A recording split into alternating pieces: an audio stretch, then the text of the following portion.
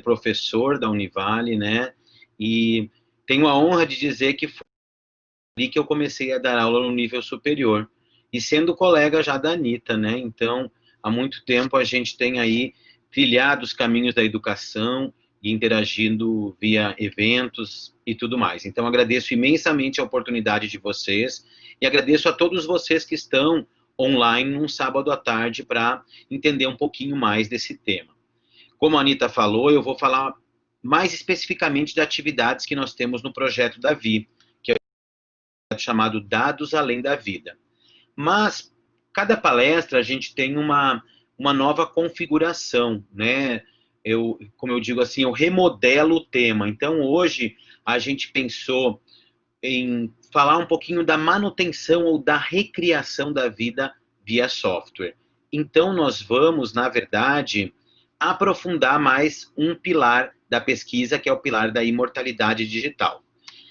Então,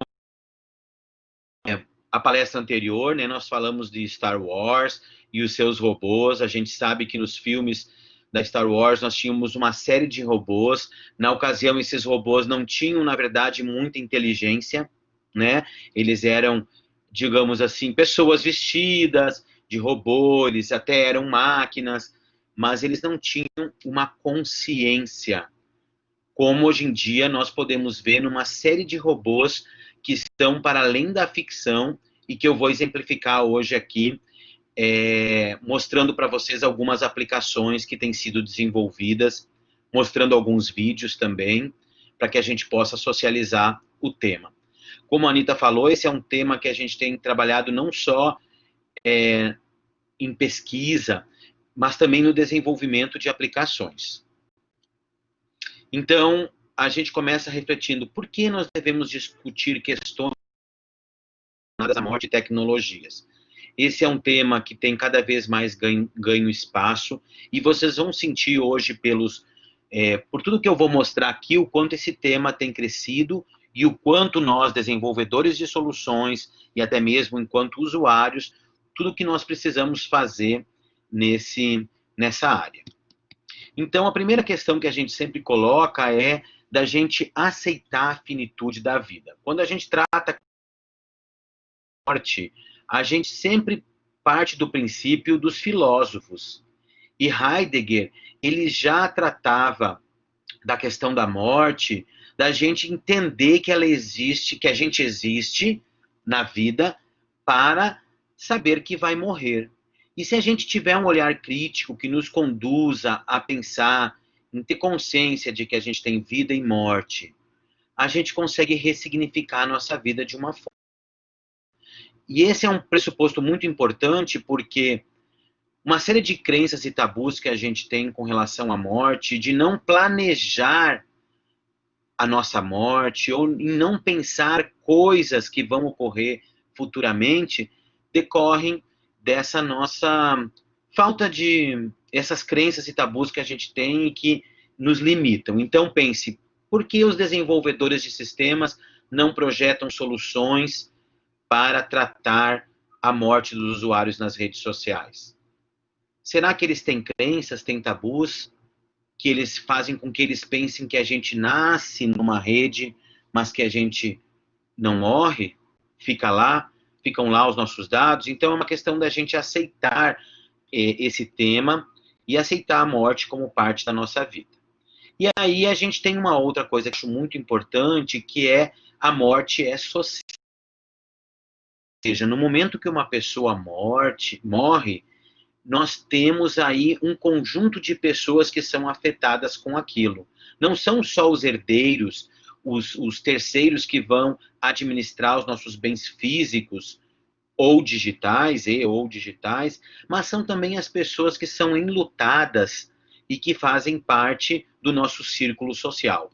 Então, quando morre uma pessoa no Facebook, aquilo reverbera naquela rede social de uma forma e que nós precisamos considerar no desenvolvimento das aplicações como as redes sociais.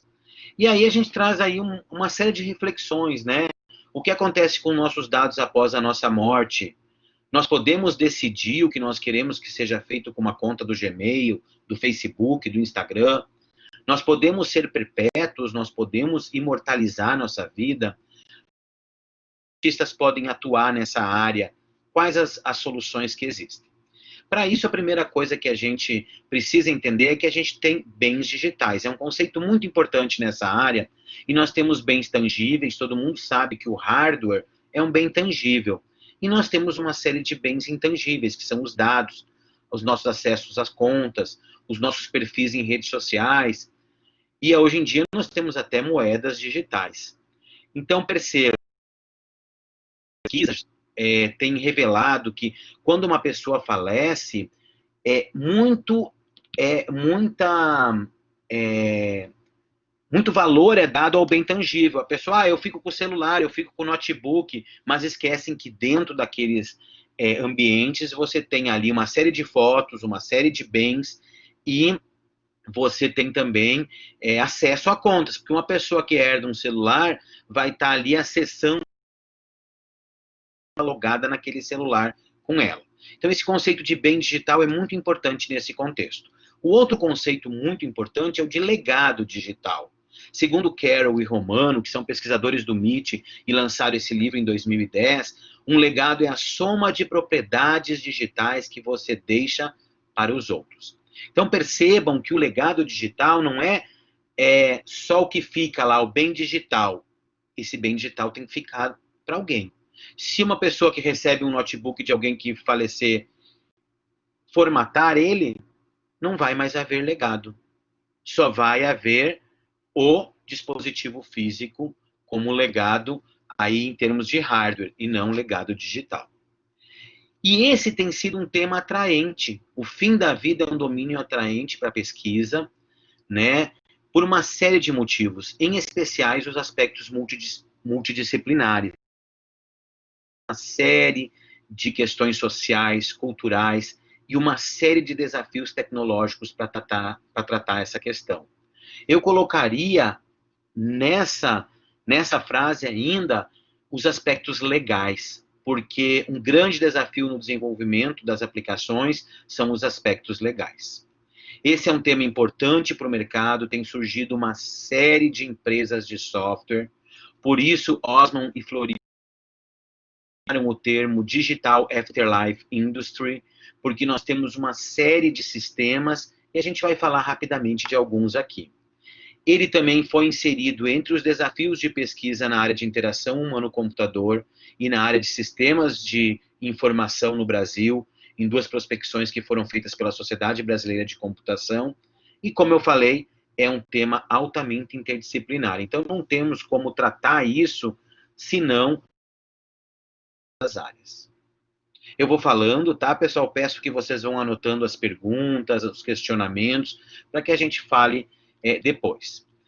Esse legado faz com que a gente consiga aí pensar um pouquinho, mas eu, enquanto indivíduo, eu sou um preservacionista dos meus dados ou eu sou um deletionista? O que é isso? Eu quero que tudo seja apagado, se um dia eu vier a falecer, pessoal, eu espero, e se cuidem, mas nós temos que pensar nessa perspectiva. Eu gostaria que tudo fosse apagado ou tudo fosse preservado? Ou eu sou um meio termo, eu gostaria de escolher aquilo que eu quero que seja apagado e aquilo que eu quero que seja preservado. Uma coisa muito importante nesse contexto é que nós temos os termos de uso das aplicações. Então, aplicações como o Facebook, por exemplo, no termo de uso, né, a gente percebe lá que diz, com a detecção de morte, o perfil é transformado automaticamente num memorial. E a pessoa diz, mas eu não queria que fosse transformado em um memorial, eu gostaria que meu Facebook fosse excluído, como algumas pesquisas têm apontado que os usuários têm preferido. Se você não registrar isso no sistema, o sistema vai, então, executar o seu termo de uso e você não vai ter a sua cumprida. Nós também precisamos entender que existem pesquisas que trabalham com um conceito de que o software deve ter ser uma propriedade da mesma forma que nós temos as propriedades no mundo real. Então, se esse livro que eu tenho é um livro que eu tenho no meio físico e é uma propriedade que vai ficar para alguém, eu tenho que entender que o software também tem que ser tratado assim. Software, eu falo a propriedade em si, os legados da gente, que podem ser livros, fotos, perfis e assim por diante. E tem umas pesquisas que advogam pela autodestruição do dado, ou seja, ele fica persistente na rede por um tempo e depois ele se autodestrói. Então nós temos uma série de projetos de lei, alguns não muito bons, tramitando aí na Câmara, no Senado, que são para legislar digitais. Nós temos também o direito ao esquecimento, que é uma lei da área da comunicação, para que suas informações sejam tiradas da rede quando você assim solicitar. Nós temos o Marco Civil da Internet, que advoga sobre a proteção de dados e assim por diante. Então, nós temos aí uma série de legislações que tratam um pouco disso, mas muitas questões estão em aberto, como eu vou falar ainda.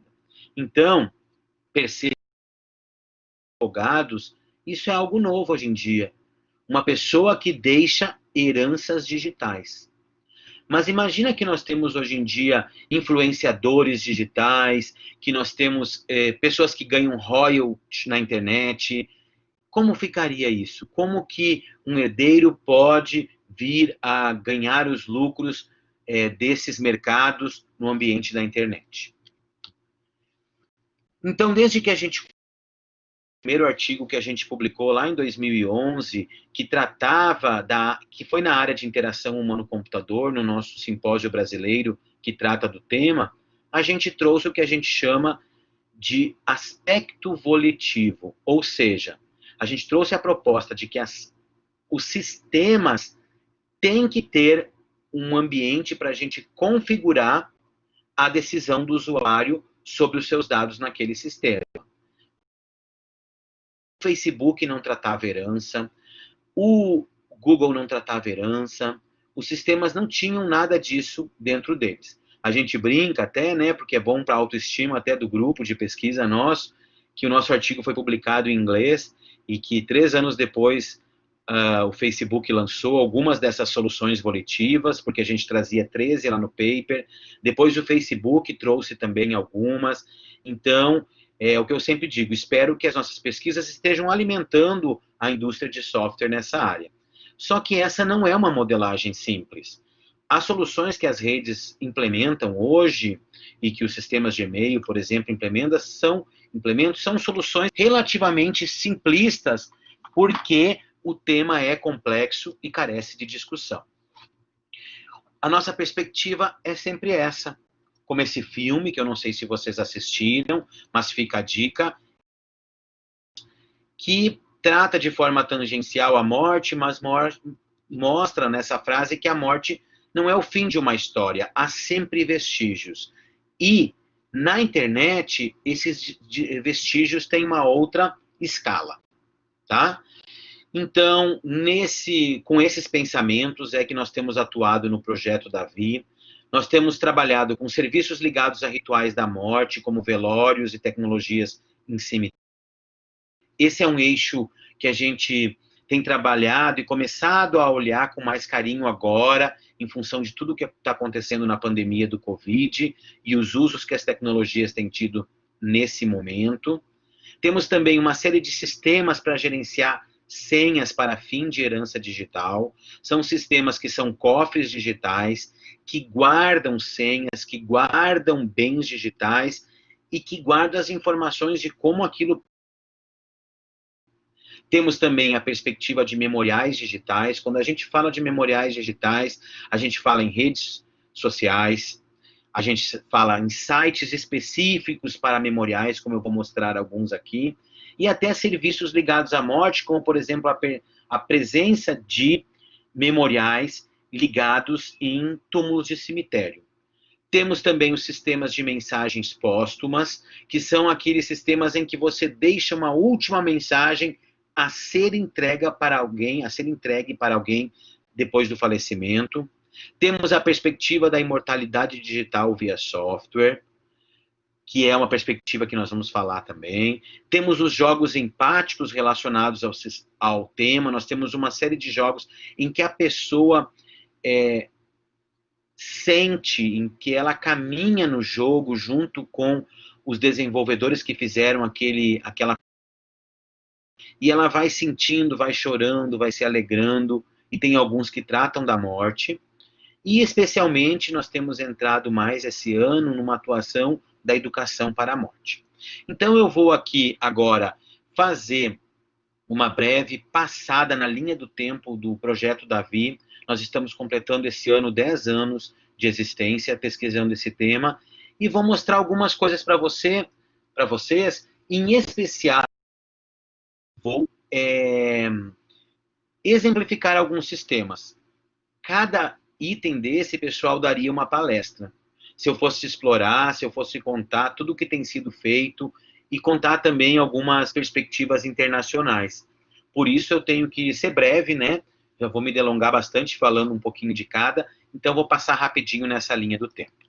Então, a primeira questão que eu queria falar foi sobre o legado digital, volição e web social. Volição é aquilo que nós falamos ali dos aspectos volitivos, do desejo do usuário deixar as coisas para o outro.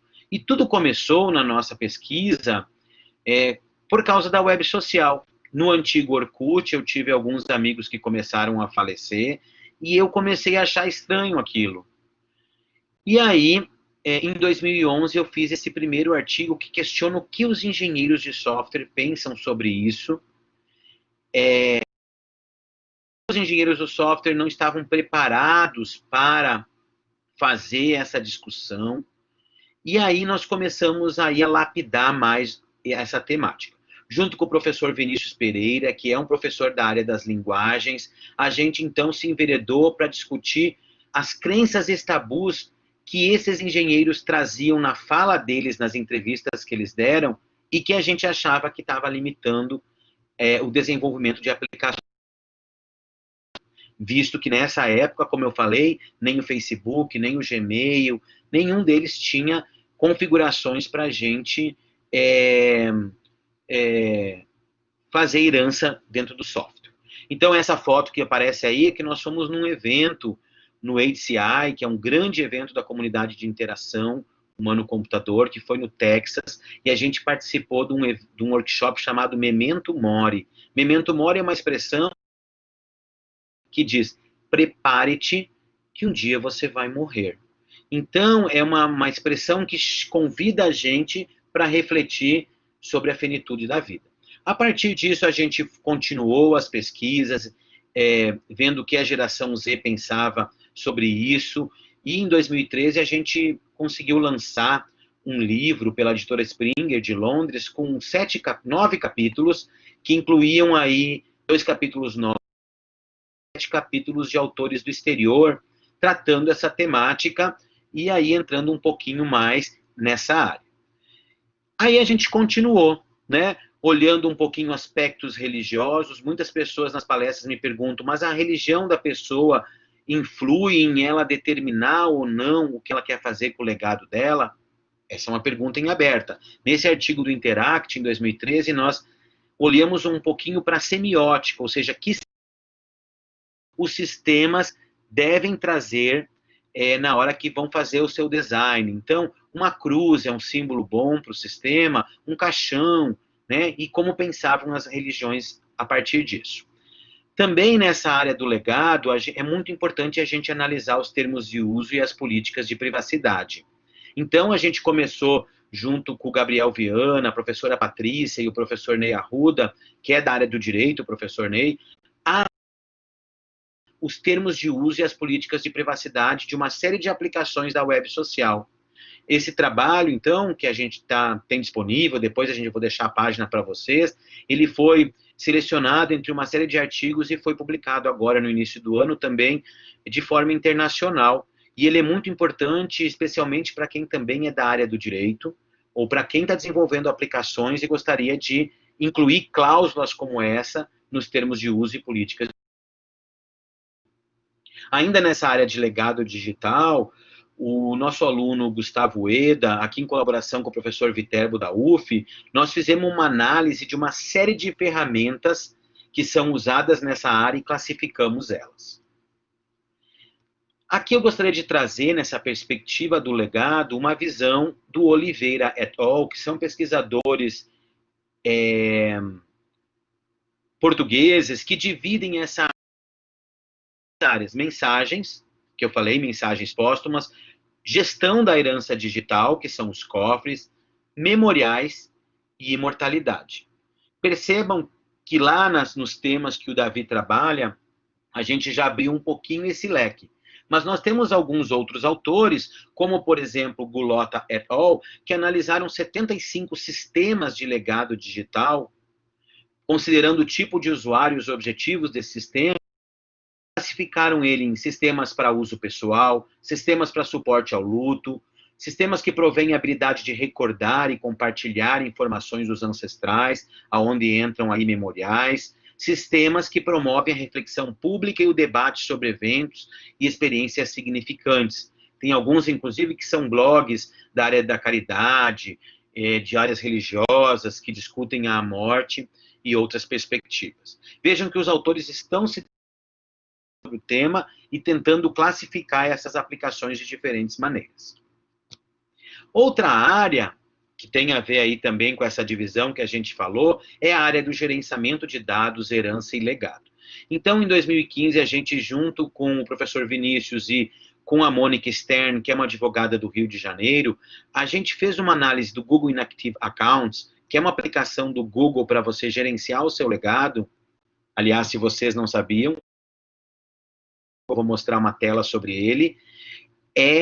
E junto com a Mônica, a gente analisou uma série de questões da área do direito. Por exemplo, eu designo um herdeiro, mas eu esqueço de mudar esse herdeiro e eu não queria mais que fosse esse herdeiro.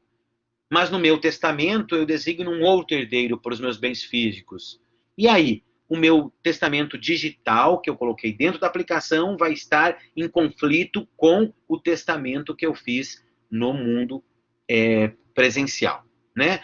Então, as questões legais são muito importantes. Também, junto com a professora Letéia Favacho, o Bertazzo, ele fez um TCC na UNB sobre sistemas em nuvem, analisando os aspectos legais. Percebam que a gente tem uma série de aplicações no Dropbox, no Google Drive, e que elas, em caso eu venha a falecer, os meus dados ficam presos lá. Vocês imaginam a gente esteja guardando dados em lugares que podem não ser acessados. Eu sempre falo que Fernando Pessoa, quando faleceu, ele tinha um baú, e esse baú foi descoberto. E com esse baú criaram um livro do Desassossego. Uma brasileira que foi fazer pós-doc lá, achou os baús em Portugal, e com eles escreveu essa aplicação, esse livro. Percebam que hoje nós não encontraríamos mais um baú de um poeta, um baú de um escritor, tudo estaria dentro do seu HD, e que poderia estar tudo bloqueado por senha. Tá? Também nós temos essa perspectiva de nuvem também foi colocada por Meirelles e Batalha, junto com a professora Letéia na UNB, uma outra monografia. Também nós tivemos aí um aluno que estudou a privacidade e os bens póstumos. Em especial, ele olhou o fato de as pessoas designarem herdeiros nas suas contas em memoriais no Facebook, mas não mudarem a sua privacidade. Então, quando a pessoa morre, o Facebook é transformado num memorial, mas ele carrega as privacidades do usuário, ou seja, ninguém vai poder colocar uma mensagem lá dentro, ou seja, como um espaço de homenagens. Ainda, junto com a professora Raquel Prates, com o Fabrício Pereira, mais com o professor Vinícius, a gente fez aí um outro trabalho em cima de sistemas de comunicação póstuma, usando uma técnica da área de interação humano-computador, que é a inspeção semiótica. Então, junto com o pessoal da UFMG, do Laboratório a gente fez esse artigo, que inclusive ganhou o melhor artigo no Congresso de HC, e foi para uma versão estendida num journal. E aí o Fabrício tem continuado essas pesquisas dele, porque ele fez mestrado nessa área, lá na UFMG, e ele continua no doutorado, e ele está aí criando um framework conceitual para que você consiga trabalhar com todas as questões. Ele usa uma teoria, que é a teoria da antecipação da interação, que é um conceito cunhado pela professora Raquel Prates no seu pós-doutorado. Nós temos também uma perspectiva de estudar, e isso é muito importante nessa área, como essas aplicações são novas, a gente precisa entender o que os usuários têm feito nessa área, como eles têm agido, né? E aí a gente tem feito uma série de pesquisas, e aí a professora Raquel Prates, junto com o Fabrício, fizeram aí uma pesquisa com jovens adultos para ver o que eles pensam com relação a esse legado.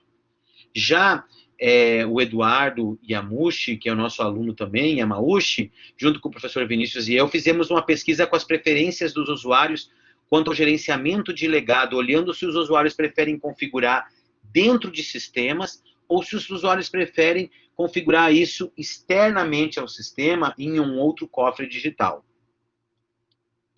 Bem, essa aqui é a aplicação nessa área do Google Inactive Accounts, que nós, em 2015, analisamos com os engenheiros de software, foi em 2012, depois a gente voltou a analisar em 2015, e para quem não conhece, vocês procurem essa aplicação, porque lá você pode determinar uma série de questões com relação à herança digital. Você pode estabelecer um tempo limite para você poder acessar a ação, tipo assim, quanto tempo, se eu ficar sem entrar no meu Gmail, eu gostaria que, então, minha conta fosse enviada para alguém, fosse contatado algum usuário que eu colocar ali como opção de contato. Então, eu coloco lá, se em 6 meses minha conta estiver inativa, eu gostaria que fosse contatado o fulano. Né? Então, é uma solução. Veja que eles não tratam a palavra morte, eles tratam inatividade da conta. A pessoa pode estar passando por alguma dificuldade, pode não estar usando aquela conta, não necessariamente a pessoa pode ter morrido. No Facebook, já, como que eu gerencio um legado? Se vocês não sabem, já passam a saber. Se nós formos nas configurações, na aba geral, nós temos ali, ó, configurações de transformação em memorial. Quando nós formos nessa opção, é possível que você, então, configure um herdeiro, tá? Como aqui nessa conta minha, que eu configurei o Vinícius como meu herdeiro, ou eu posso escolher optar pela exclusão da conta no Facebook. Aí diz, ó, você deseja que a sua conta seja excluída após o falecimento? Quando alguém nos informar sobre o seu falecimento, todas as suas informações serão removidas. No Brasil, exatamente como que eles transformam um perfil em memorial. Se é só, não é mais só pelo aviso de alguém, eles mineram o dado e transformam automaticamente. Nos Estados Unidos, eles mineram pela palavra RIP, Rest in Peace, e eles conseguem, então, ver se tem muito RIP, já transforma em memorial. Por quê? Porque a pessoa tinha aceitado os termos de uso. Pesquisas americanas têm mostrado que muitas pessoas têm optado por essa opção. Nós temos aí também alguns autores, como Edwards e Harbinja, que falam de uma série de aspectos jurídicos com relação a bens digitais. É muito diferente a gente tratar, por exemplo, um bem que gera um royalty, de um bem que tem valor sentimental, emocional, como o conteúdo de uma rede social. Por isso que é muito difícil e muito complexa soluções nessa área. Em especial porque nós temos que respeitar a privacidade dos nossos usuários e a vontade deles, como a gente falou. Brubaker, que é um outro pesquisador que tem várias pesquisas nessa área, ele advoga uma coisa que eu acho bastante interessante, que é nós olharmos para os nossos dados sobre a perspectiva da finalidade deles. Então, eu posso ter dados que eu gostaria de doar, vou doar para a ciência, vou doar meus dados para o projeto Davi fazer pesquisa.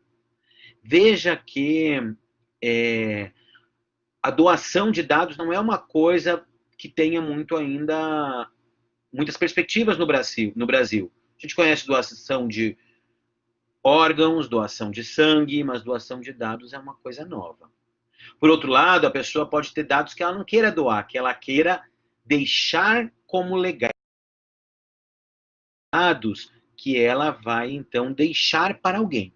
Tem também o que a gente chama de propriedade intelectual, que são os dados, então, que eu poderia ganhar royalties, e aí eu poderia ter outra destinação. E dados destrutíveis. Ou seja, eu não colocaria todos os dados numa mesma panela. Eu quero ser um deletionista ou um preservacionista. Eu vou olhar para o tratamento segundo essas opções. Para isso ainda, o autor advoga a existência de uma curadoria, ou seja, eu não vou deixar os meus dados, se os meus dados forem propriedades intelectuais que geram royalty, eu vou deixar para um curador que vai acionar o meu herdeiro, porque o curador pode ser até um advogado, ele vai fazer análise de algumas cláusulas. Então, essa é uma perspectiva interessante. No Davi, nós temos refletido uma série dessas coisas, né? O que faz uma aplicação da web social precisar ou não herdeiros? Por exemplo, agora nós temos uma aluna que vai estudar o Twitter, né? Será que o Twitter é uma aplicação interessante para ter herdeiros ou não? Como gerenciar legados? Que responsabilidade têm os herdeiros? Como eu trabalho há muito tempo nessa área, muitas pessoas me perguntam, né, quando acontece de alguém falecer, eu me perguntei agora, professor, o que eu faço para administrar o Facebook de fulano, né? E é uma questão complexa, porque que responsabilidade você tem? Porque uma rede social a gente alimenta com coisas do nosso dia a dia. Como você alimenta uma rede social de uma outra pessoa que faleceu? É como alguém que tem um zelo por um túmulo que está no cemitério, então fazendo uma metáfora. Outra questão, como essas aplicações podem apoiar os usuários nesse desenvolvimento? Como a gente pode desenvolver questões de forma colaborativa? A gente tem feito muito grupo focal, gente, para discutir as questões. Eu vou mostrar outros exemplos. E como nós podemos quebrar os tabus da morte com os nossos projetistas. Avançando um pouquinho mais na pesquisa, nós temos vários estudos que tratam de memoriais digitais e memoriais também interligados a cemitérios. Temos no contexto da web social uma série de homenagens que podem ser feitas nos memoriais, e o Aron Lopes começou conosco essa discussão lá em 2013, ele era nosso bolsista de iniciação científica, e a gente avançou esse trabalho para uma série de recomendações que foram feitas com prototipação de como devem ser memoriais nessa área.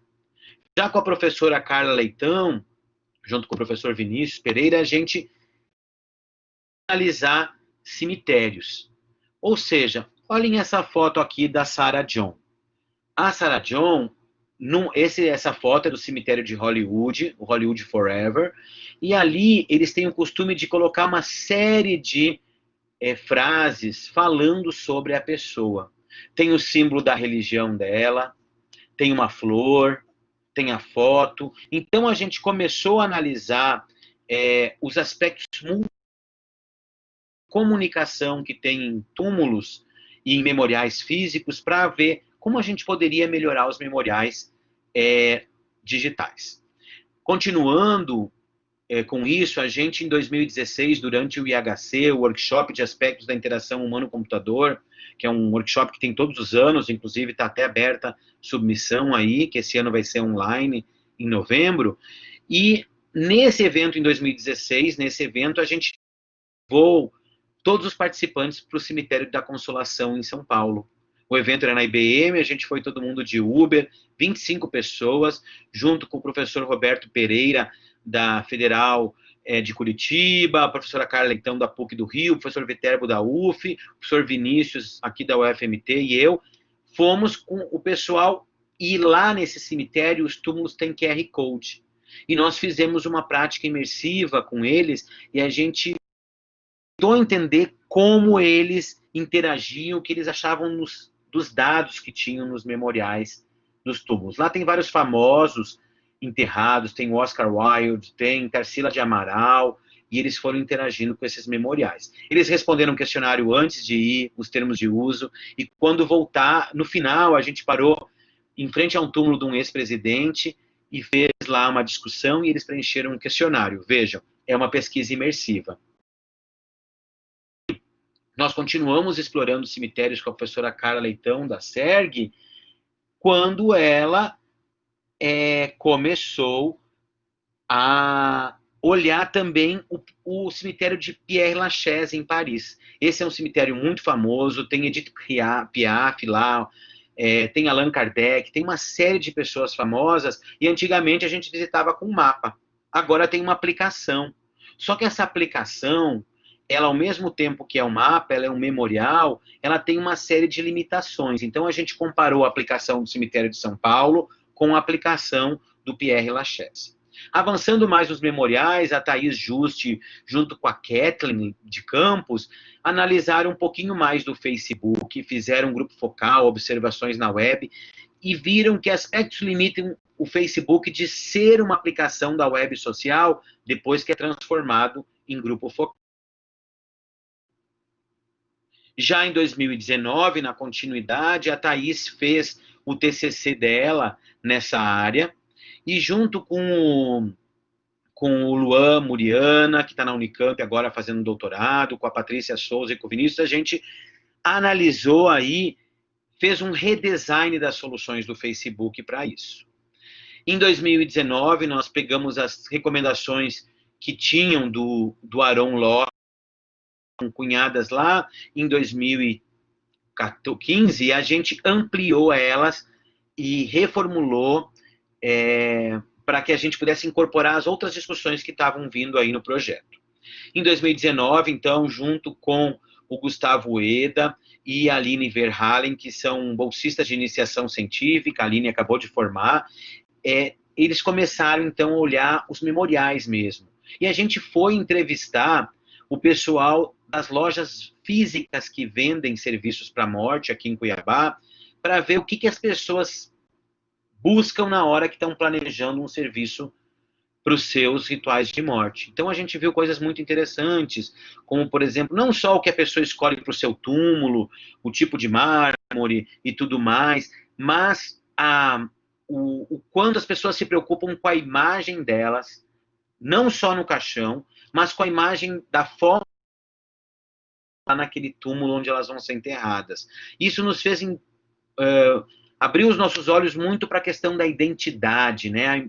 A importância da identidade da pessoa nesses espaços, tá? E aí nós seguimos com as recomendações para o ambiente digital. Também, junto com a professora Silvia Bin, da UTF-PR, junto com o Rodrigo Pavani, que é da área da enfermagem, com o Paulo Urbano, que é do CES, os aplicativos de acompanhamento gestacional. O que a gente percebeu?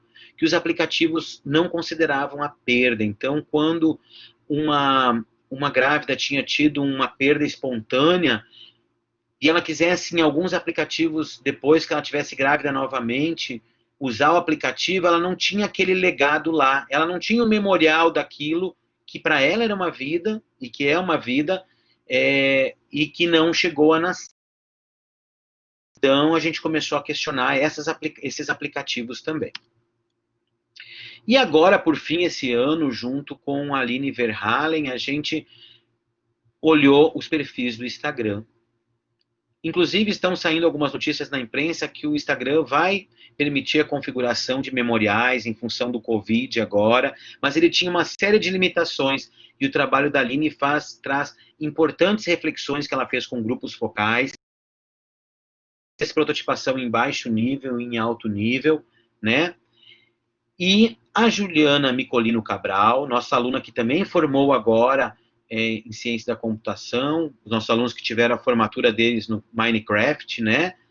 Em tempos de pandemia, ela fez uma larga pesquisa com a geração internet, entendendo melhor o que eles pensam de legado, memoriais e imortalidade. Então ela faz toda uma análise estatística desses dados e traz importantes discussões aí, que agora nós estamos aí em busca de publicar esses dados para compartilhar com a sociedade. E aí no Facebook, por exemplo, você pode ver que lá no Help tem o que acontece com a minha conta se eu falecer. Então ali diz que ela vai ser transformada em um memorial. E tem uma série de questões que vão acontecer. Por exemplo, a expressão em memória será exibida do lado do nome da pessoa. Dependendo das configurações de privacidade da conta, os amigos poderão compartilhar lembranças na linha do tempo, transformada em memorial. Mas se o cara botou muita privacidade, não vai dar. E assim por diante. Ó. Ninguém pode entrar em uma conta transformada em memorial. Os amigos podem. As pessoas até têm um limite de acesso, mas se tiver um herdeiro, esse herdeiro vai poder adicionar pessoas. Tá? Então tem uma série de limitações aí. Questionamos, né?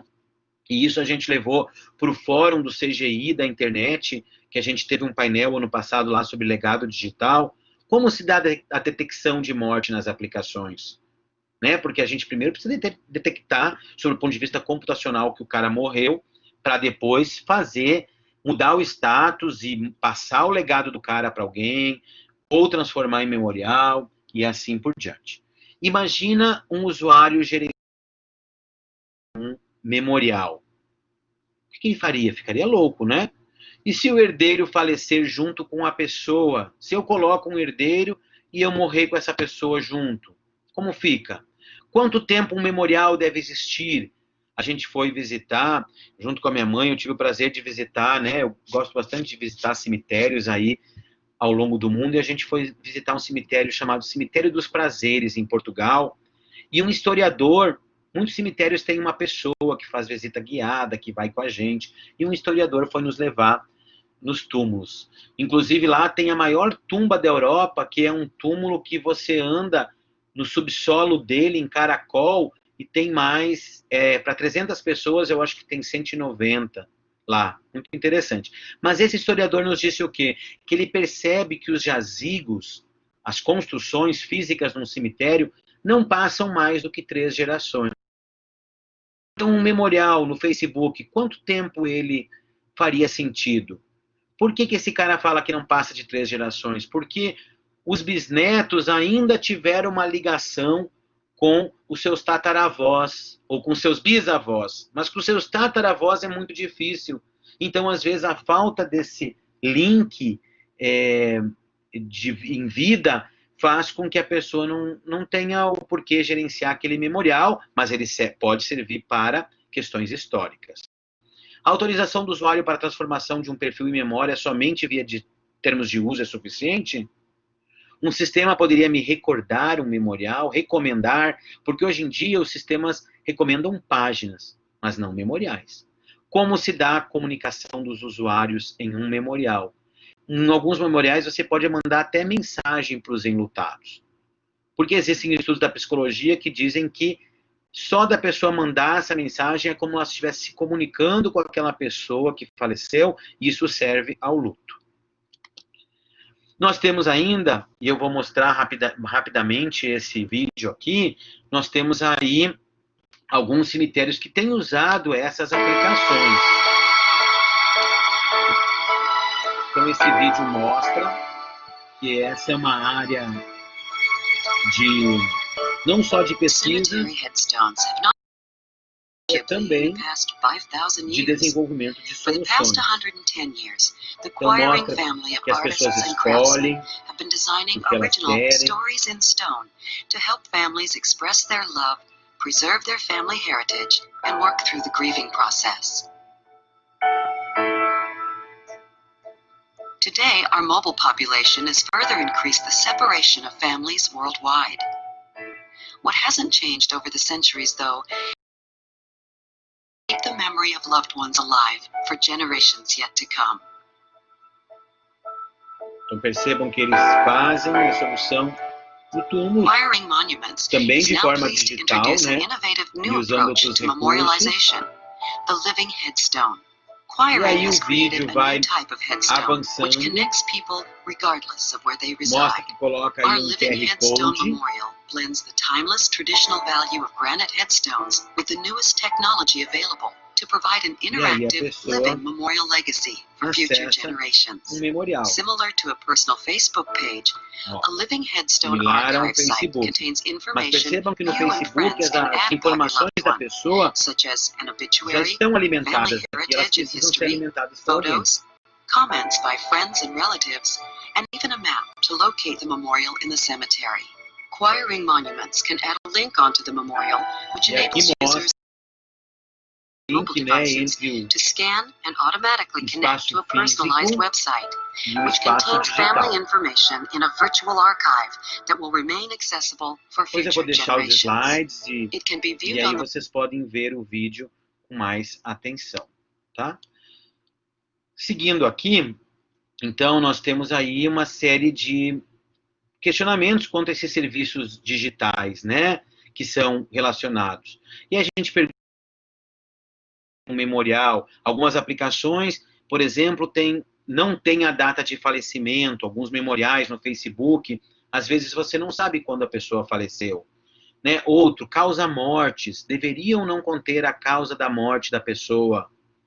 Né? Que dados, então, são sensíveis para conter em uma aplicação? Como podemos ter memoriais com conteúdos mais colaborativos sobre os usuários, em especial em cemitérios? No cemitério da Consolação, que os memoriais têm pouca informação.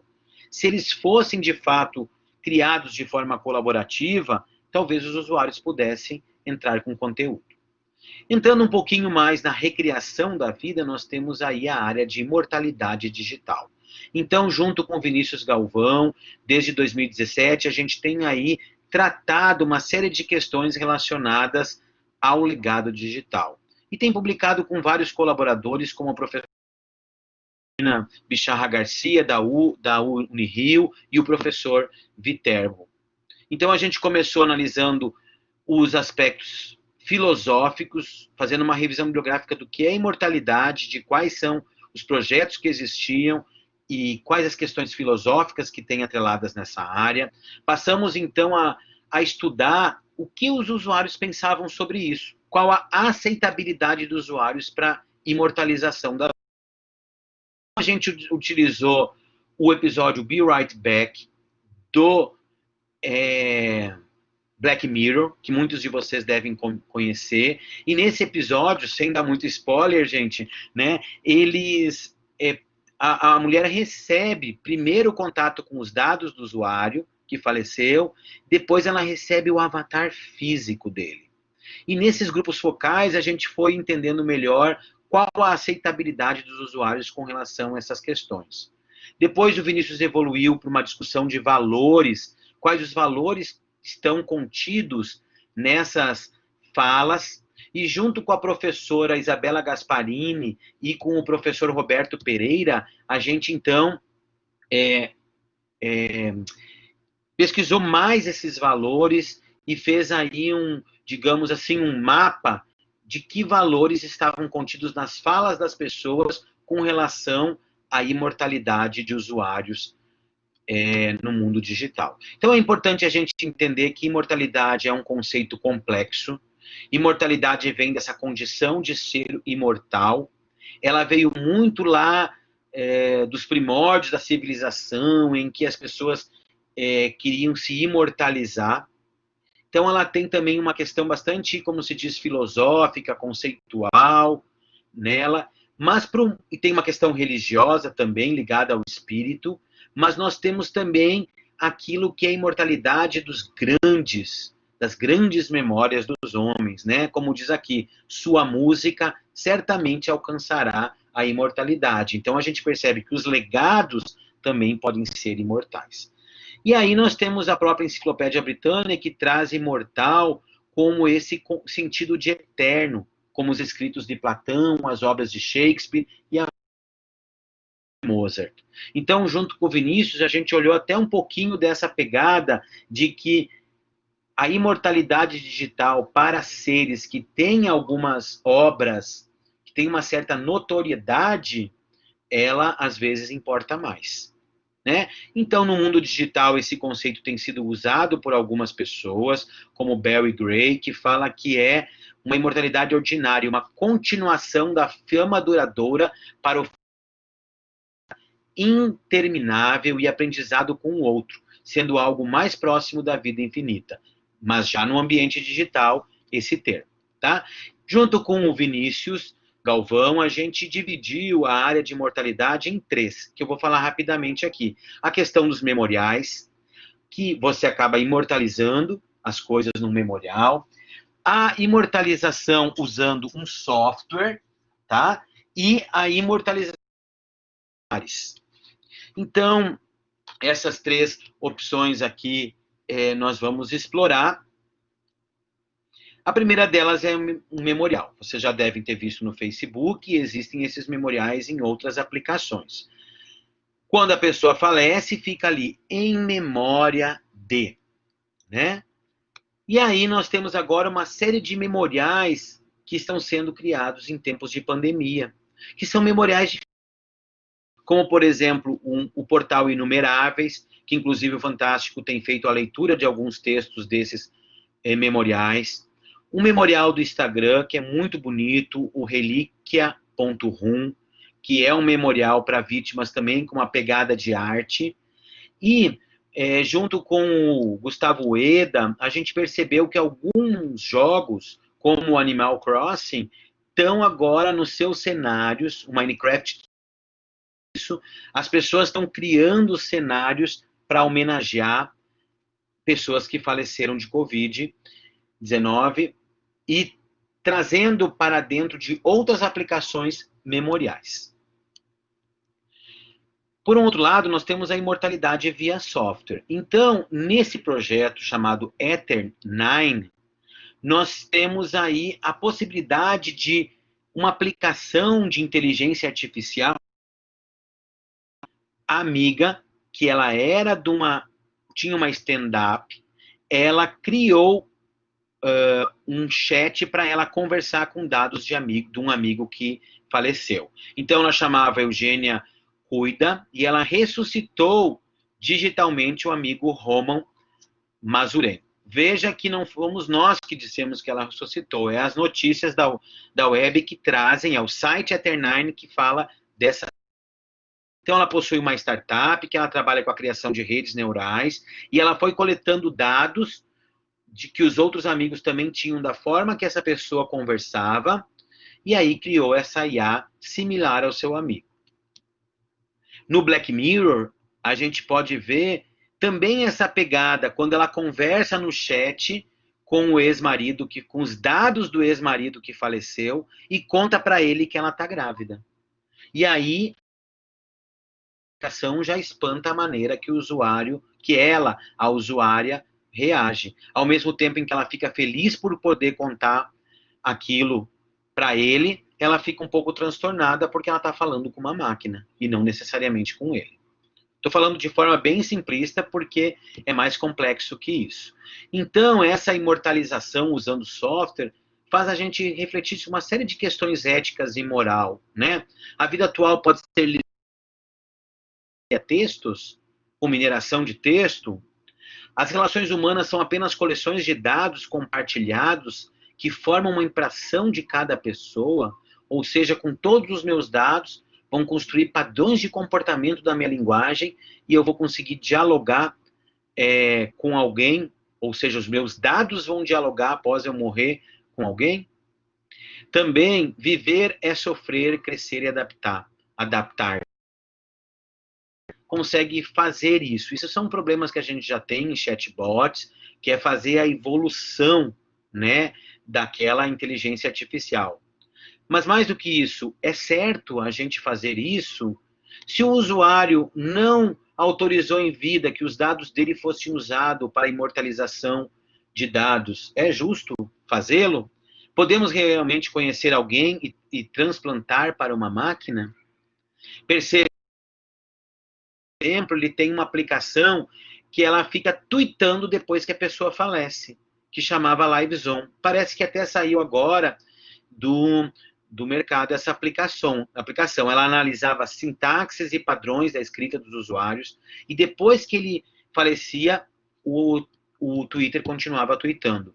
Isso, inclusive, com a morte do Gugu Liberato, isso aconteceu, que ele tinha lá o post dele em que ele agradecia os seguidores, e após a morte dele, o Twitter não sabia que ele tinha morrido, e o bot, a IA, foi lá e postou, como se fosse ele, claro, agradecendo no perfil dele aos seguidores dele. E as pessoas escreveram várias coisas interessantes. Alguém desabilita esse bot, por favor? Poderiam tirar isso do perfil dele? Vejam que isso tudo estava público lá. Inclusive, eu fiquei muito sentido que a gente não conseguiu essas opiniões dos usuários, porque essa postagem foi excluída lá da rede dele. E nós temos aí o caso mais complexo do avatar, de imortalização, que é usando o avatar, e vários profissionais da área, futurólogos, como dizem, têm falado sobre essa perspectiva que une software e hardware, como o Raymond Kurzweil, né, não sei pronunciar bem aí, que é um empresário e da parte de IA do Google, e teceu uma série de considerações sobre isso. Também nós temos um projeto que tem sido há muito tempo trabalhado, que é a Bina 48. Esse projeto, ele foi, inclusive, um projeto do pesquisador chamado Martin Rotblat, que ele criou uma cabeça robótica baseada na aparência da sua esposa, que ela ele colaboração com uma empresa chamada Hanson Robotics. Então, o que essa cabeça faz? O que essa cabeça robótica faz, né?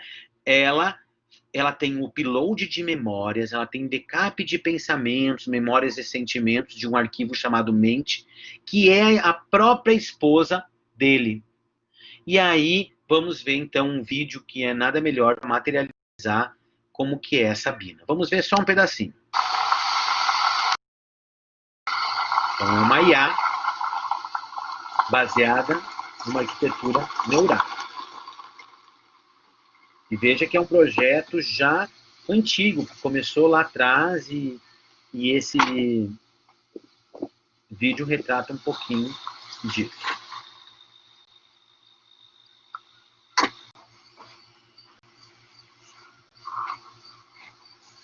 Hello. Hello, Bina 48. I am Bina 48. How are you feeling today? Everything is okay. How are you? I'm doing fine. I am happy for you. Was that a good answer? Yes, that was a good answer. My favorite color is purple. My favorite color is orange. It is a very nice color. Are you learning anything about gardening online? I wish I could get out into the garden. With my current robotic limitations, of course that's impossible.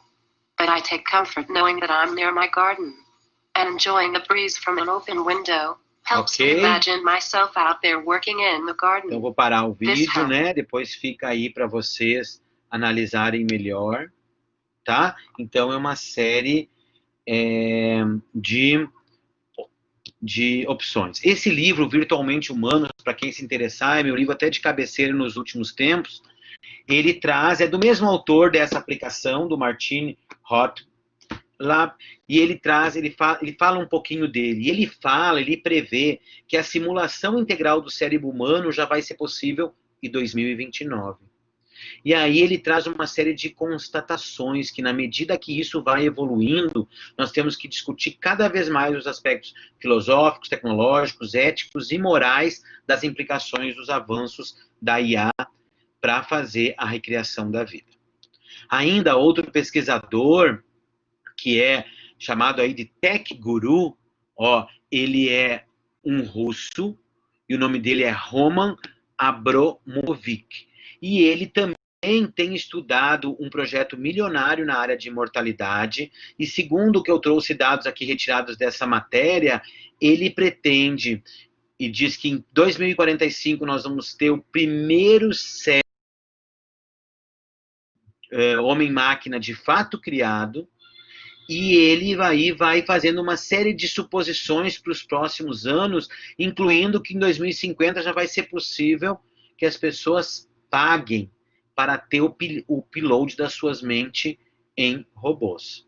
Vejam que interessante essa perspectiva e desafiadora. Em 2080 já nós vamos lá um estado em que nós vamos ter corpos de robô, né? As pessoas vão poder ter esses corpos de robô. Não sei nem se eu estarei mais aqui, mas confesso muito para vocês que eu queria poder vivenciar isso.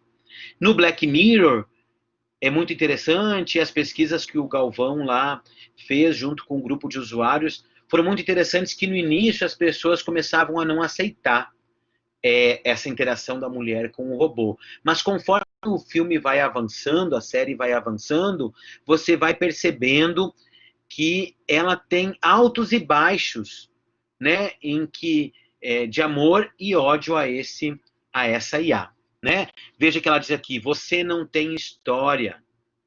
Outra hora pergunta: você não come? E ele diz não. Bom para ele que também não engorda, né?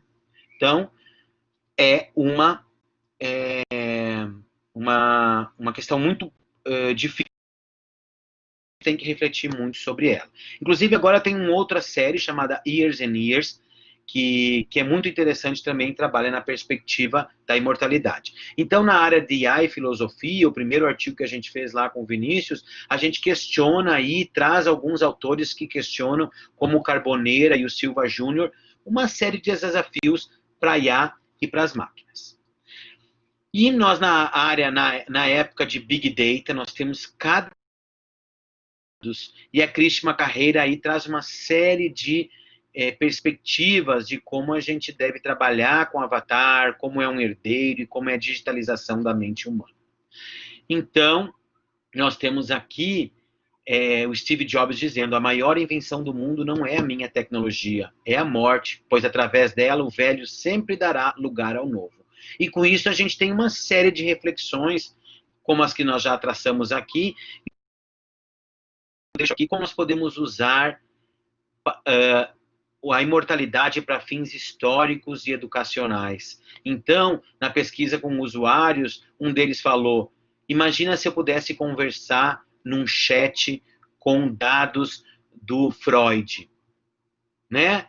Então, seria uma nova forma de recriar conhecimentos.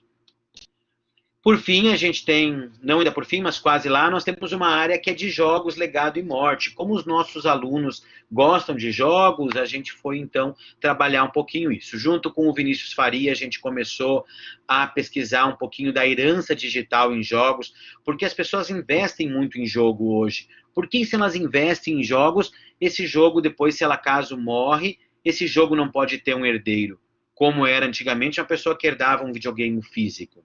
Já com o Danilo, a gente começou pesquisas em cima de narrativa sobre a morte, começou a analisar, então, alguns softwares da categoria, como eu falei, de jogos empáticos, e fez uma análise de fóruns de discussão que tem alguns jogos, como Dead Dragon Cancer e Valiant Hearts. A gente analisou o que os usuários achavam sobre esses jogos, que emoções eles traziam, que tinham com relação à morte, para poder, então, pesquisar melhor isso. E nós estamos aí trabalhando em cima com uma série de outros pesquisadores, com a professora Eunice Nunes, que é da UFMT, e com a professora Pinheiro, lá da Federal do Ceará, uma criação de um framework com base na teoria fundamentada, que é uma metodologia usada quando você não tem os conceitos daquela área. Então, jogos empáticos é muito novo, e a sua pesquisa vai fazer emergir esses dados.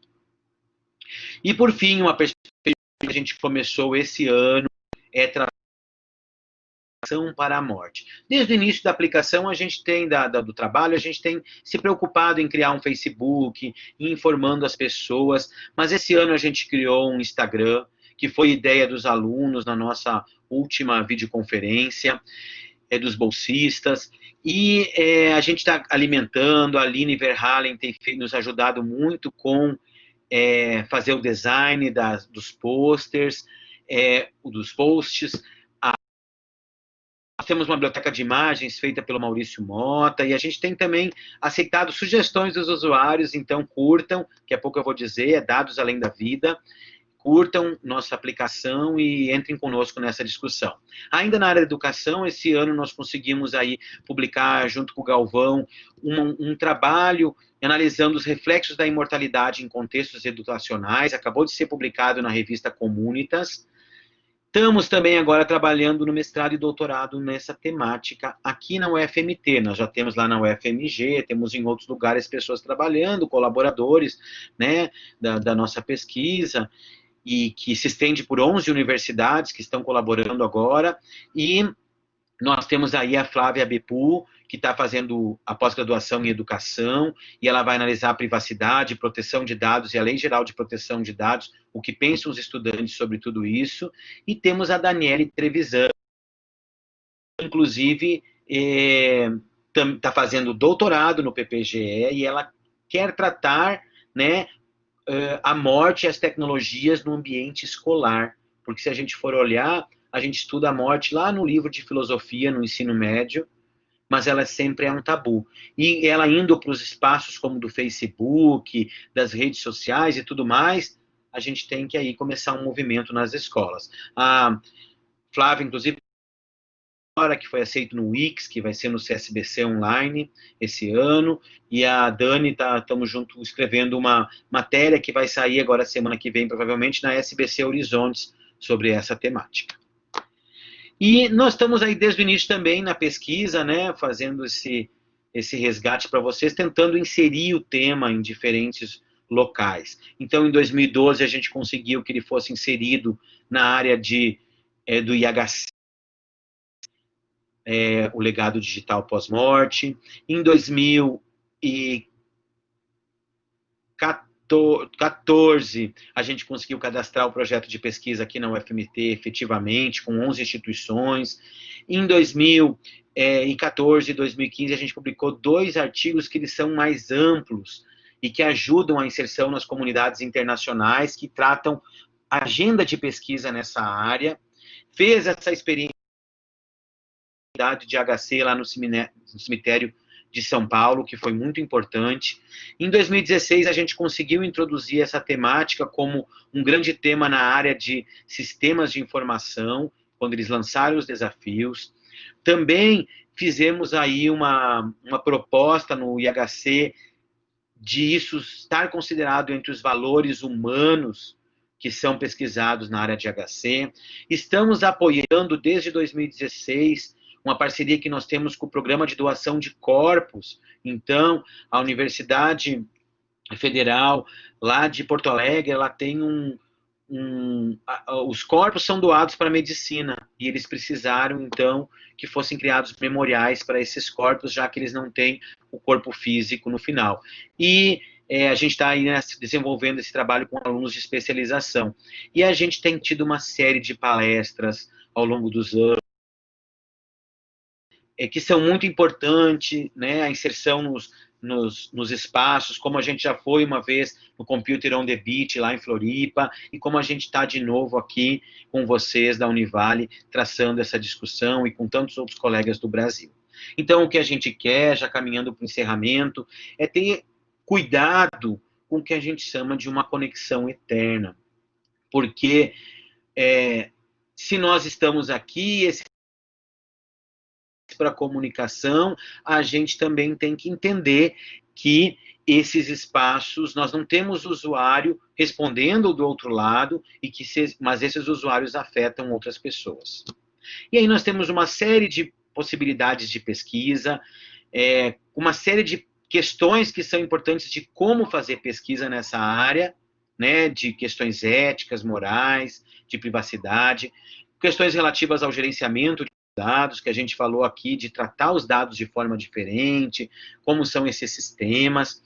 Eu não citei, mas existe uma série de outros sistemas que eu poderia citar aqui, mas não dá tempo. A diversidade de usuários de divisões sobre a morte, isso muda muito nas aplicações, e nós temos que considerar as práticas de comunicação e interação em torno da morte e ver como modelar sistemas para isso. Então, a gente deixa aqui algumas reflexões. A primeira delas é preparadas para essas soluções. Muitas vezes nós uma aplicação vem do exterior, ela carrega o termo de uso do exterior e que não se adapta à nossa lei, mas mesmo assim a gente aceita e está navegando nela. O processo legal tende a ser mais lento, muitas coisas na tecnologia ocorrem para depois modificar as leis, né? E aí nós temos o usuário que tem que decidir nas aplicações que seja feito com o legado dele, né? Mas qual é o limite dessas soluções? Outra coisa é a questão da privacidade, o que representa a violação à privacidade e à intimidade do morto, como resguardar também a privacidade de terceiros que haviam se comunicado com o usuário falecido em vida. Então, são algumas questões, fora as outras no contexto educacional que a gente vai falar. Também nós temos aí uma questão muito importante, se eu deixo as coisas todas com contas, com nuvens, em nuvem, os acessos são bloqueados, as informações são perdidas. Esses dias, numa outra palestra que eu dei, uma pesquisadora me disse, na minha casa eu tenho uma tabelinha na mão, que eu deixo tudo dentro do envelope, e já avisei a minha irmã que lá tá as minhas senhas, para que ela possa aí me ajudar a fazer alguns desfechos da minha vida. Vejam que isso vai além do que se fazia antigamente, né, para testamento. E ela sequer conhecia que as aplicações, algumas delas já tinham a solução embutida. E por fim, o que eu já falei de cuidado que a gente tem que ter com pesquisa e o nosso olhar atento ao mundo. Por isso, agora no final, se vocês tiverem exemplos para trazer, eu agradeço aí. Então é muito importante que a gente discuta em eventos, com o mercado, com o governo, que a gente seja interdisciplinar no busca das soluções e que a gente consiga conscientizar os desenvolvedores de soluções, os usuários, as empresas de desenvolvimento, as comunidades sobre a finitude da vida e a importância de nós discutirmos isso. Aqui está um pouquinho do nosso grupo Davi, que aqui na UFMT trabalha mais com alunos de iniciação científica, da nossa pró-reitoria de pesquisa, também com os nossos alunos de mestrado e doutorado, e em parceria com vários professores que ao longo dos anos têm nos ajudado a discutir essa em outras universidades. Nós temos aqui um site, nosso site tem as nossas publicações, então, se você escrever LAVI, que é Laboratório de Ambientes Virtuais Interativo, e Davi, você já acha. Nós temos o Facebook, Dados Além da Vida, e o nosso mais novo Instagram, que nós convidamos vocês a curtirem. Vejam o post da palestra ali. E uma reflexão final, pergunto, e nós nos preocupamos com nossas contas? Então, é muito importante. Agradeço a todos, né? Desculpa se eu me alonguei, mas o tema realmente é longo e eu tentei dar uma visão geral. Obrigado e vamos ao debate. Depois eu deixo os slides para vocês. Cristiano. Muito obrigada pela palestra. É um tema que as pessoas geralmente não param para pensar, então esse momento é um momento de reflexão, né? Então, a gente tem aqui a primeira pergunta do nosso chat aqui, que é do Matheus. Ele vai falar ou tu vai ler? Como é que é? Você pode ler já respondendo a ele, tá? Como, por exemplo, um perfil de uma pessoa que está viva ainda comunica a nota de falecimento de um ente querido, como fora comentado, se muitas pessoas comentarem RIP nesse perfil, ele seria deletado? Então, Matheus, excelente a pergunta, né? E a detecção de morte, a primeira pergunta sua, ela é uma questão bem delicada. Nós estávamos com um aluno, Itacir, né, pesquisando a questão da detecção de morte, mas ele estava vendo isso no Facebook, só que com a entrada da Lei de Proteção de Dados, ele para conseguir o acesso a dados no Facebook para a gente fazer simulações. E aí a gente parou um pouquinho isso. A detecção de morte, alguns no Facebook dizem que a detecção de morte é feita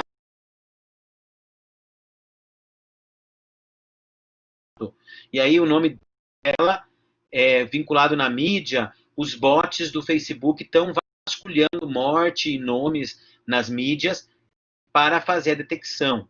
Então, a gente já leu sobre isso. Já outros dizem que é por mineração de dados, como RIP, Rest in Peace, a gente não sabe. Esse é um bom tema de pesquisa, tá? Até porque teria que, se fosse no Brasil, quais seriam as palavras-chave para detectar a morte em uma rede social, né? E aí você diz ainda, como por exemplo, quando um perfil de uma pessoa que está viva ainda comunica uma nota de falecimento, como fora comentado com algumas pessoas, seria deletado. Então, essa aqui é uma perspectiva. Se o usuário não colocou herdeiro, no momento que ele é transformado num memorial, aquilo pode ser denunciado na rede. A gente já teve problemas aí de pessoas que faleceram e depois foram ofendidas virtualmente. E aí se comunicou à rede e a rede excluiu essas pessoas. Mas se você delega, eu digo você, não é você, Matheus, é a pessoa, né? Quando a pessoa delega um herdeiro, esse herdeiro pode fazer esse gerenciamento da conta para ela. Então é muito importante também a gente refletir mais sobre a privacidade, né? Até onde a gente deve ou não colocar uma privacidade muito restritiva. Mas essa é uma discussão muito grande, tá? Eu estou vendo também a Juliana, da Bahia, nossa colega do Meninas Digitais Bahia, comentando sobre hologramas, né? Provavelmente o pessoal já estava discutindo aqui em cima. E a questão dos hologramas é muito interessante. Existe agora uma perspectiva de uso de dados para arte. Então, você pegaria um conjunto de dados da pessoa quando ela falecesse e, para homenageá-la, você geraria alguma arte digital. Essa é uma perspectiva muito nova que nós não entramos na pesquisa ainda, mas já temos citado em alguns artigos que uma autora chamada Getty essa perspectiva de arte a partir de dados do falecido. Então, ela separa o que são dados pessoais do que são dados que podem ser usados para gerar arte digital. Cristiano, a gente tem ali o Rudimar, está com a mão levantada. Rudi, pode fazer a sua pergunta. Boa tarde, Cristiano. Parabéns aí pela excelente palestra aí. É um tema extremamente interessante para se refletir, porque é algo que a gente não costuma pensar, né? Depois que morrer, morreu. Ninguém pensa muito no legado que fica, né? E aí a minha pergunta qual é a tua opinião como pesquisador da área, em qual a forma mais adequada de se tratar as questões digitais, né, no pós-morte? Então, Rudimar, obrigado pela pergunta e pelas gentis palavras. É bastante complexo. Como eu falei, a gente tem estudado a perspectiva da engenharia de software, olhando um pouquinho para o desenvolvimento das aplicações. Mas os tabus da morte, eles nos permeiam aí o tempo inteiro. Então, por isso que quando criaram contas no Facebook, não esqueceram no início que os usuários depois iam morrer. E hoje em dia tem uma perspectiva do Facebook que diz que em 2050, não sei até se não é antes, nós vamos ter mais contas de usuários falecidos no Facebook. Então, existe um limite em algumas aplicações que esses dados também contam para a rede. Para a rede, importa o que a gente chama de interação póstuma. Então, a rede gosta de manter os dados, os legados das pessoas lá dentro. Então, vejam, ferramentas como redes sociais, elas têm um lastro. E aí, você pode configurar o herdeiro dentro da ferramenta. Só que tu só pode fazer duas coisas. Tu configura o herdeiro ou tu configura pela exclusão da conta. Você não pode ir lá e dizer assim, olha, eu gostaria de configurar o meu memorial e eu gostaria que o meu memorial, então, ele tivesse lá a minha religião, que ele tivesse a minha data de falecimento, ou tu deixa uma série de recomendações para que aquele memorial possa ser transformado. E você diz, olha, eu gostaria que tal, e ficassem o resto não mais.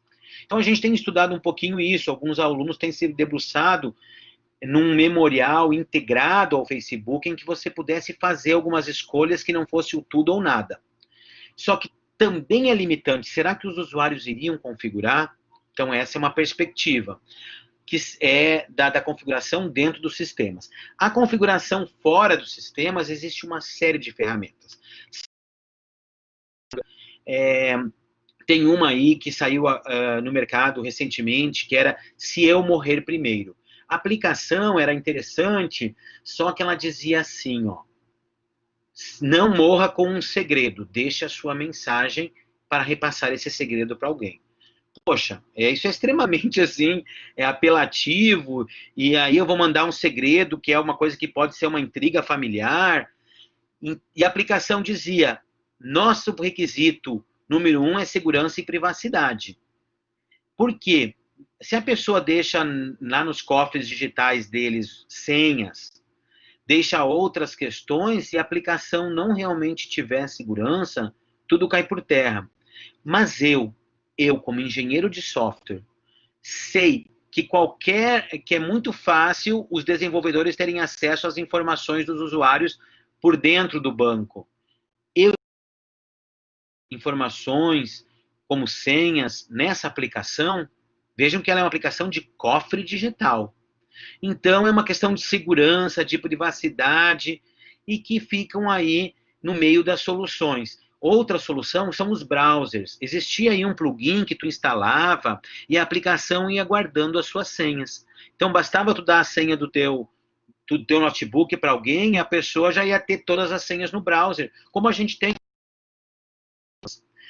Então, é uma outra perspectiva para o legado. Então, a questão de privacidade e segurança é muito forte nessas aplicações e a gente tem que pensar um pouquinho se é melhor trabalhar um pouco mais a fundo nas soluções integradas, ou seja, dentro das ferramentas, e na ferramenta já fazer o repasse do bem, ou se a gente tem que investir em soluções mais pontuais. Por exemplo, eu já não misturaria uma solução que é uma de mensagem, posto, como quem deixa um bilhete, com uma solução em que você pode deixar senhas, que é uma outra coisa. Mas tem aplicações que querem fazer de tudo, que querem fazer memorial, que querem fazer gerenciamento de senhas, que querem fazer gerenciamento de mensagens. Então é bem complexo, Rudimar. A gente tem aí um artigo que a gente está aí investindo nele para falar um pouquinho dessa complexidade e analisando diferentes. Temos aqui uma outra. Alguém mais quer fazer pergunta por voz? Temos aqui no chat a pergunta do Wilson. Então, você acha Wilson, que memoriais digitais podem substituir celebrações fúnebres tradicionais, como enterro, como alternativa mais econômica e mais saudável para o meio ambiente? Então, hoje, Hilton, essa é uma pergunta que está muito em voga, né? E a gente está escrevendo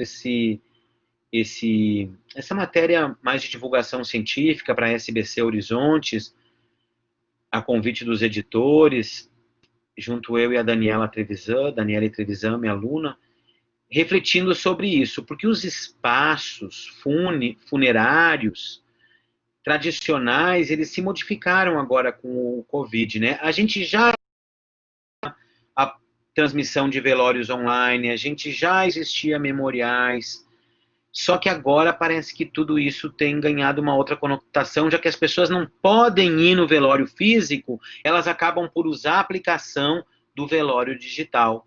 Então, você assiste de casa um velório pela internet. Qual o impacto para mim que estou assistindo? E qual é o impacto disso para as pessoas que estão lá? Porque uma pessoa que está lá num velório, digamos 5 pessoas da família, com o morto, ela também não quer se sentir sozinha, ela quer a interação social, como a gente falou, a morte é social, existe esse acalento que as pessoas se dão, se ajudam nesses momentos, né? Então, eu acho que as tecnologias têm um papel importante, elas têm sido usadas agora, inclusive, para despedidas, né? Um último adeus das pessoas que estão na cama, utilizando uma live para o celular.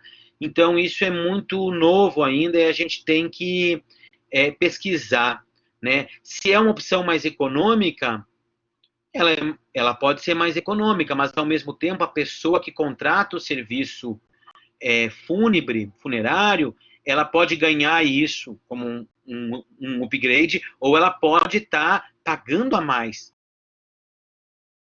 não necessariamente é mais econômico. Temos que fazer uma análise sob a perspectiva financeira. É mais saudável para o meio ambiente? Sim, a gente sabe que as questões de cemitério, elas têm uma série de questões de saúde pública, por isso os cemitérios sempre foram colocados longe das cidades, muralhados, tem uma série de questões, mas ao mesmo tempo os cemitérios têm mudado o seu uso. A gente percebe ao longo cemitérios que as pessoas usam para correr, que tem animais de estimação que são criados, e tem também os cemitérios em que são usados na perspectiva histórica da arte funerária e que tem esses QR Codes. Mas as pessoas têm optado muito por não se enterrar em cemitérios, têm optado muito pela cremação. E quando você crema, você não tem mais o corpo. Então, o memorial é uma maneira da gente ter, pelo menos, um jazigo virtual, né, um espaço memorial virtual para homenagem dessa pessoa. Então, isso é bem complexo. Algumas áreas, como a sociologia, a engenharia sanitária, a arquitetura tem estudado os cemitérios. Outro dia, um amigo, o professor Alexandre, aqui da UFMT, me mandou umas coisas muito interessantes dos espaços cemiteriais e arquitetura e tudo mais que tem se modificado aí ao longo dos anos. Então, é isso. Alguém mais tem alguma pergunta? Mais alguém tem alguma pergunta para fazer para o Cristiano? Se alguém tiver algum relato, gostaria de nos contar alguma história, né? Às vezes eu vou em palestra e as pessoas me contam histórias que ajudam muito a gente na pesquisa. Por exemplo, na Bahia, quando eu fui lá na terra da Juliana, que o professor Essivaldo me convidou para uma palestra sobre o tema, uma professora da área da arquivologia me disse: nós estamos tendo muito problema atualmente.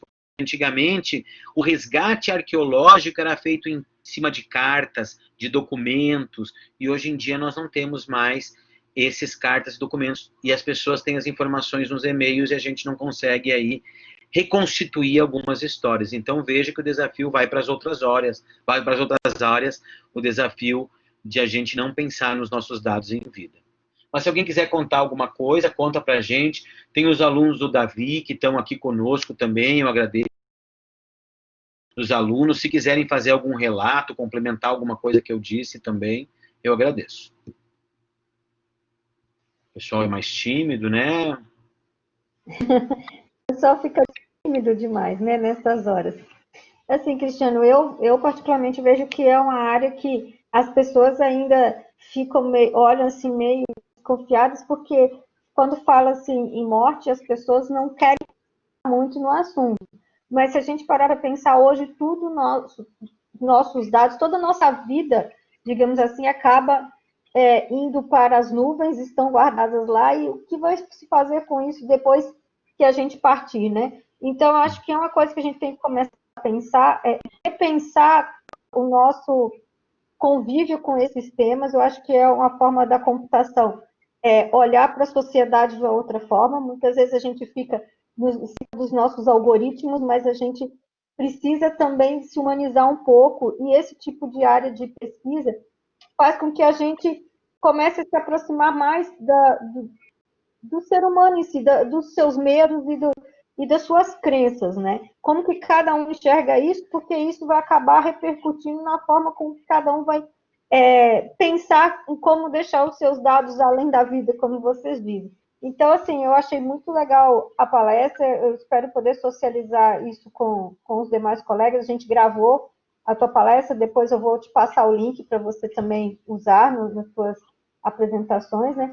Eu espero que o pessoal tenha gostado da palestra do Cristiano, porque é uma coisa que realmente a gente não pensa no nosso dia a dia, né? E te agradecer pelo tempo e a disponibilidade para estar aqui com a gente, tá? Eu que agradeço muito, Anita. Já é a segunda vez que você já me proporciona a possibilidade de falar sobre esse tema. Lá quando eu fui do Computer on the Beach, nem lembro que ano que foi, Anita. Lá em Floripa. Eu não lembro mais. Não, foi maravilhoso. Eu me lembro daquele auditório cheio também.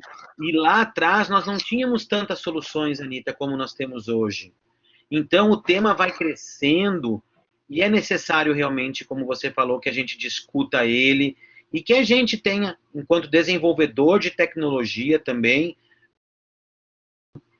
do que a gente pode fazer nessa área. E enquanto usuário que a gente pense, né, em configurar os nossos sistemas para não deixar aí essa informação perdida. A gente tem também, imagina quantos dados ficam na nuvem perdidos, né? Por exemplo, o meu Dropbox tem lá uma série de dados. Quando eu vir a falecer, o Dropbox ainda não tem um sistema para herança, sabia? Desde que a gente pesquisou, não avançou. Merece uma nova investigação, se alguém quiser fazer trabalho nessa área, é uma área interessante, mas é um lugar rico, hoje em dia é uma estante de documentos que a gente tem, né, Anitta, de pesquisas e de tudo mais, então isso é muito importante que a gente pense, né. O Yuri está perguntando da Lei Geral de Proteção de Dados, se ela irá contribuir de maneira negativa ou positiva para o avanço desses tópicos. Então, a Flávia Bepu, que é minha aluna do mestrado, ela é do Ministério Público Estadual aqui no Mato Grosso. E ela começou o mestrado e a gente conversando, né, para delinear a pesquisa dela, eu vi que ela entendia bastante da Lei Geral de Proteção de Dados. E comecei a ver isso com ela. E aí ela fez um primeiro artigo, já um ensaio agora, que ficamos felizes com o aceite, porque ela mostra justamente que a Lei de Proteção de Dados, no Brasil, não trata das...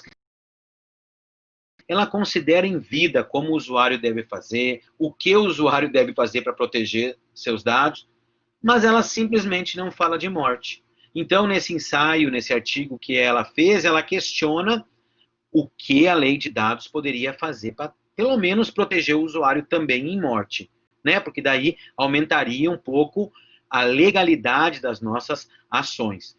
E Yuri, pasmem que em outros países, pós-morte do usuário, e no Brasil ela não trata. Então, nós temos ainda muito que avançar na área do direito, a gente tem aí esses professores que já trabalham conosco, mas é importante que os alunos estão sempre lendo coisas da área do direito para poder entender, mas ainda temos bastante a avançar nessa questão. O Derek tem uma pergunta para fazer, ele está com a mão levantada. Derek, pode abrir o seu áudio e fazer a pergunta, por favor?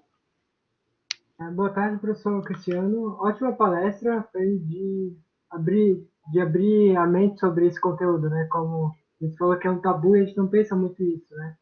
A minha pergunta é relacionada, por exemplo, o professor anunciou sobre a doação de corpos, né? Para o estudo para a pessoa da medicina, para a enfermagem, para essa área da saúde, né? Será que tem algum pensamento para, nesse caso, para a doação dos dados dessa pessoa? Porque futuramente, como a gente viu pela aquele guru, né? Serão utilizados esses conteúdos para criar, por exemplo, consciências digitais, né? E esse conteúdo de uma vida inteira é um padrão tipo, difícil de se programar, vamos dizer, né? Sobre essas perspectivas humanas de erros e acertos, né? Será que teria alguma perspectiva dessa de doação do conteúdo digital de toda uma vida, assim, para estudos futuros, de utilização como não exemplo, mas como uma forma de aprendizado para futuras pesquisas, né? Uhum. Derek, obrigado pelas palavras, e é importante realmente a gente refletir do tema, né?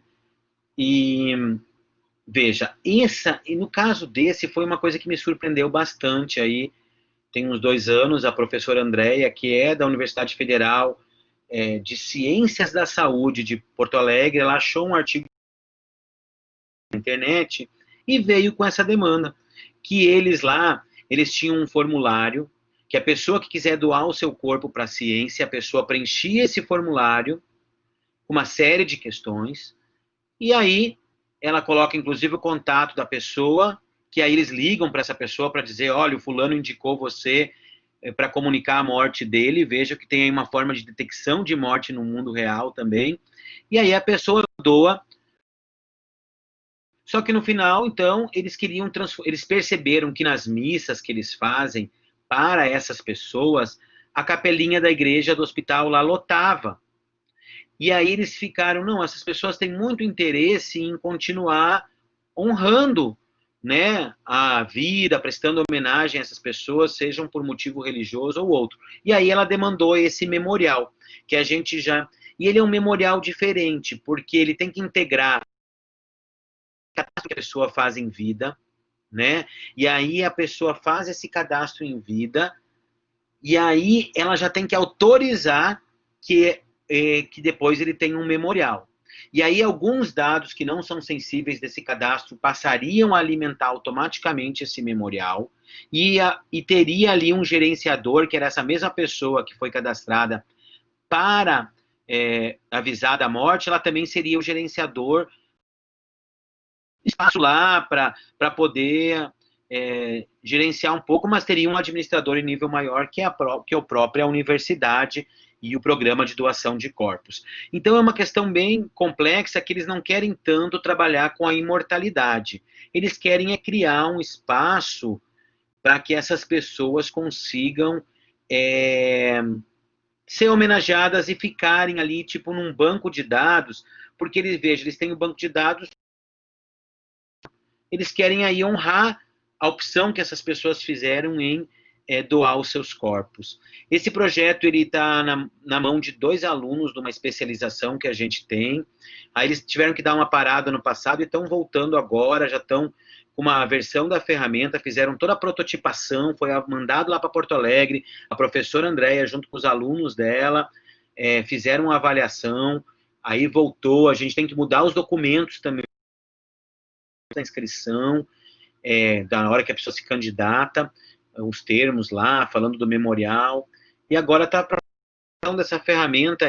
O Derek, estou ansioso para ver, porque é uma aplicação bem útil e importante para o nosso projeto, só que avançou um pouquinho mais devagar, né, porque infelizmente a gente não é uma empresa de desenvolvimento, e a gente vai fazendo no tempo da academia, né, que às vezes demora um pouco mais do que a gente queria, né. Então é isso. Então tá, Alguém mais? Cristiano, Já acabou o nosso horário, né?